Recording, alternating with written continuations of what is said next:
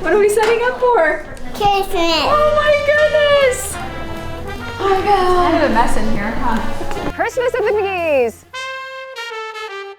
We have spent the last 2 days decking the halls, and I cannot wait to show you the results. But we're also going to show you what it takes to get the home looking like this. It's a lot of mess before it gets better. Christmas tree. It's a Christmas tree, huh? It's so cute. Merry Christmas. Merry Christmas.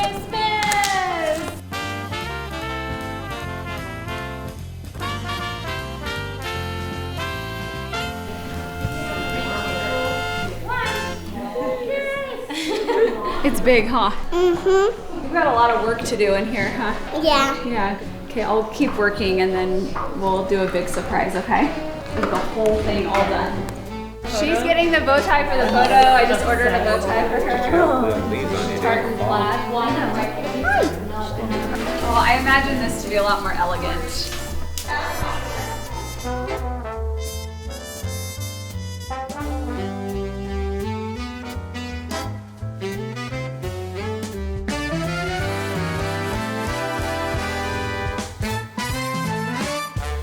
The exterior this year is a little bit different than I've done in years past in that I went really large with the wreaths on the windows and then did a massive one on my garage.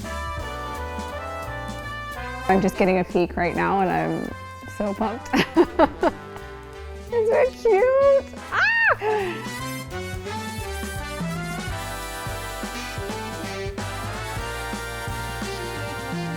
This entryway look really sets the tone for my Christmas vision this year.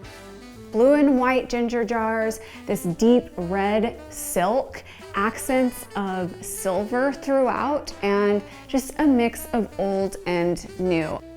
I always like to have a tree in my entryway on the tabletop, and instead of doing an eclectic mix of ornaments, I went all in on these gold pears, which I think are so cute. I have been collecting antique sterling silver picture frames and ended up crying in front of one of my team members as I was digging through photos trying to find old Christmas photos because you just watch your kids grow up, and I turned them to a black and white to kind of keep a cohesive look across all of the photos and did just a mix of sizes and shapes. Frames that really spoke to me. And then to carry in the silver theme and my love of bows, these silver bow taper candle holders, which are amazing. And this is a little knit stocking with a bow on it for Gigi this year. I love decorating for Christmas, and doing what I do, I collect a lot of things. So let's start with the coffee table. One of the stars of the show in my living room is this blue and white ginger jar filled with paper white. I think it really just sets the tone for the look I was going for. And then I took my Tottenham taper candle holders and swapped my cream candles for red ones, and I love the way that changes up this look. And then a lot of this other stuff, those are pieces that I already had, and so I just kind of reimagined the styling on the table. Probably starting in July, I think I started ordering some ribbons and found this amazing 4-inch wide velvet ribbon and had this vision of doing this massive bow. And it took me a while yesterday to set it up. And I've got to figure out how to do this actually. I haven't totally figured out like what the best way. I want it to be like so big. Imagine. Yeah. Do we want this to be even bigger? I hope this ribbon works the way I want it to. Or I'm going to be working on this bow for like 3 hours, so Okay, I'm just gonna get giving you the heads up of it.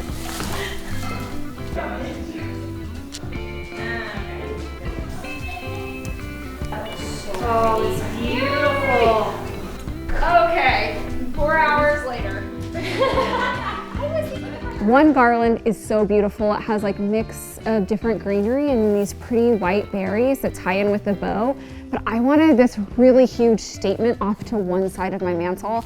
And my mantle is big. You can see it's actually almost as tall as me. So to get the scale right, I have to really beef it up. So I did 3 garlands in the corner And we use zip ties to tie them together and get this tapered look, and then did this asymmetrical look that trails off to one side. I have new to me vintage pillows on my sofa this year. A deep dive on Etsy for hours will help you find the perfect vintage pillow usually. And I think that you really need to get well-versed in search terms to increase your chances of finding the perfect vintage pillow. Tapestry inspired, antique embroidery, like those are things that we're using in our search terms to get pillows like this. I am obsessed with this little guy. I mean, it might be controversial because it's a lot, but I love this pillow. And I think that when you're decorating your home, that's exactly what you should be thinking. Do I love it? And it doesn't matter what other people think. I am so excited because this year at McGee & Co. we launched a 10-foot tree. Our tallest was 9 foot, and that's what I have been using over the years. But this year we went up to 10 feet, and it fills my living room so beautifully and has these really pretty tiny little twinkle lights all over it and a very natural shape. I started with the hydrangeas. So I love my hydrangeas so much. They bring me so much joy in the summer, and now they're going to bring me joy through the holiday season. And then next, clipped on these little candles. I love the old school look, and I don't plan on changing that look up anytime soon.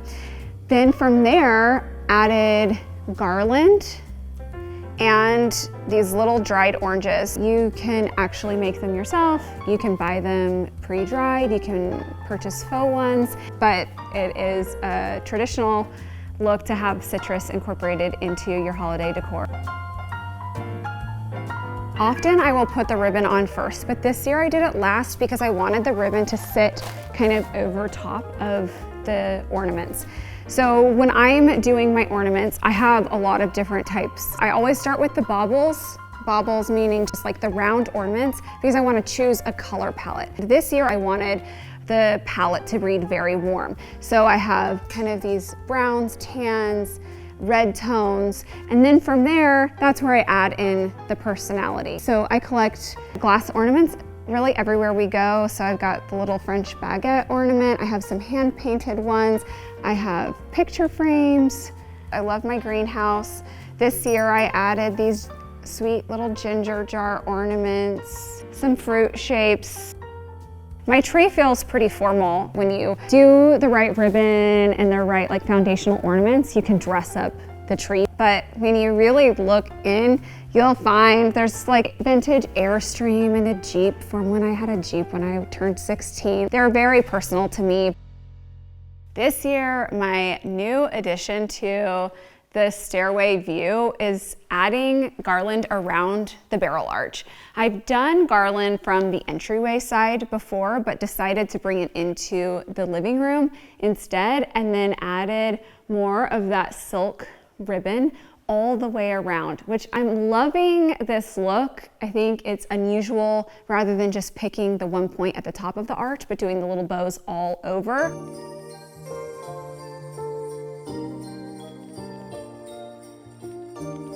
I like to think about my kitchen as well when it comes to holiday decorating, and there are a few things that I always incorporate into the design in here. One, I love a wreath over my hood.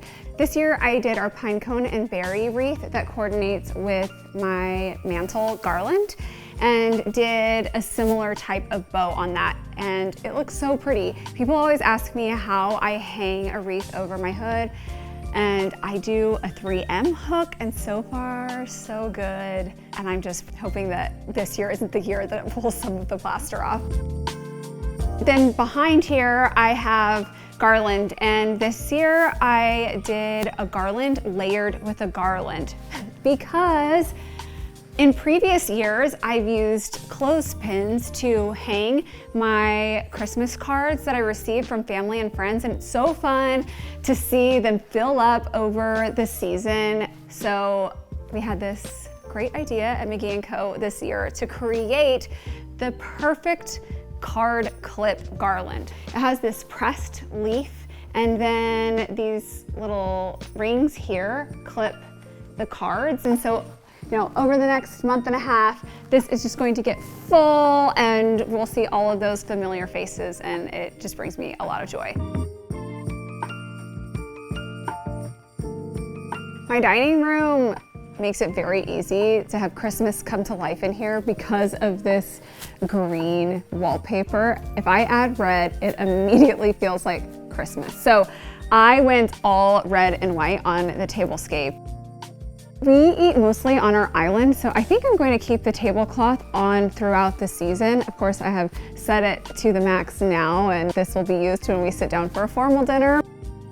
I love our new Coronet collection. It has this really pretty border here. I've got this red and white dinnerware collection, mixed in some wovens. I love a place card holder. This little wreath is so sweet, and did a big, beautiful floral arrangement.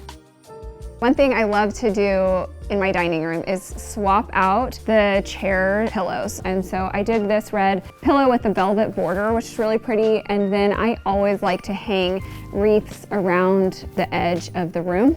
This year I decided to do bows on bows on bows, and I did the red silk ribbon that's on my tree and a few other places like the wreaths, and then also tied them on the back of the chairs.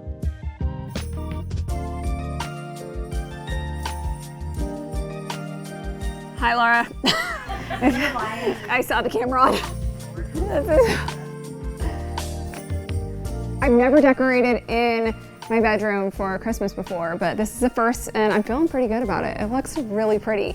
So I went with this faux pine garland. I love that it has this drapey look, and it is a little bit brighter shade of green, so it kind of changes up the look that I have in my living room. And then my antique armoire that I love so much gets another big moment with wreaths, and I love this icy blue tone with the burgundy. I think it's a really pretty combination. My girls are already fighting over this. It is this amazingly soft. I mean, like, I could just go like this. It is so soft. This new throw that we just designed for McGee & Co.